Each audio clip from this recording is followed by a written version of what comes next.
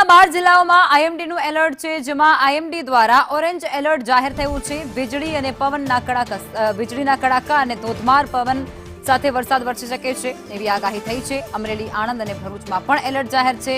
ભાવનગર, સુરત, વડોદરા, નવસારીમાં પણ orange alert છે। દાદરા અને નગર હવેલી પણ તેમાંથી બાકાત નથી, તેમાં પણ એલર્ટ જાહેર થઈ ચૂક્યું છે। આગામી 2 થી 3 કલાક માટે આ ખાસ ચેતવણી આપવામાં આવી છે। અને આજ મુદ્દે સહયોગી કૃષ્ણા અમારી સાથે ન્યૂઝરૂમથી જોડાઈ ચૂક્યા છે। જય કૃષ્ણા।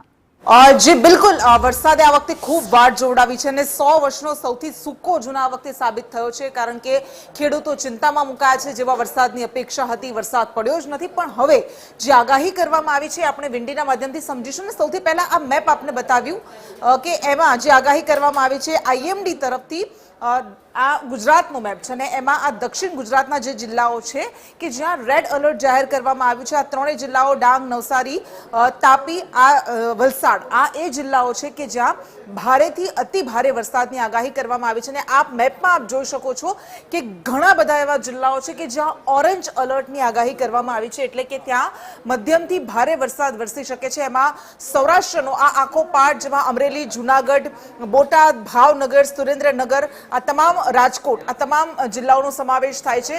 આ ઉપરાંત અમદાવાદમાં પણ સારો વરસાદ વરસી શકે છે।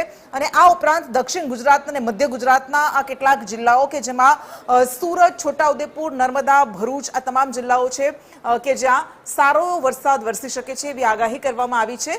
અને યલો એલર્ટ જે જિલ્લાઓમાં આપવામાં આવ્યું છે, આ માત્ર 3 જિલ્લાઓ છે કે જ્યાં યલો એલર્ટ એટલે હળવોથી મધ્યમ વરસાદ વરસી શકે છે। અને કચ્છ અને ઉત્તર ગુજરાતના જિલ્લાઓએ હજુ પણ વરસાદ માટે રાહ જોવી પડશે। પરંતુ આ વિંડીના માધ્યમથી આપણે સમજવાની કોશિશ કરીશું કે ક્યાં વરસાદની આગાહી કરવામાં આવી છે અને ક્યારે કેટલો વરસાદ વરસી શકે છે।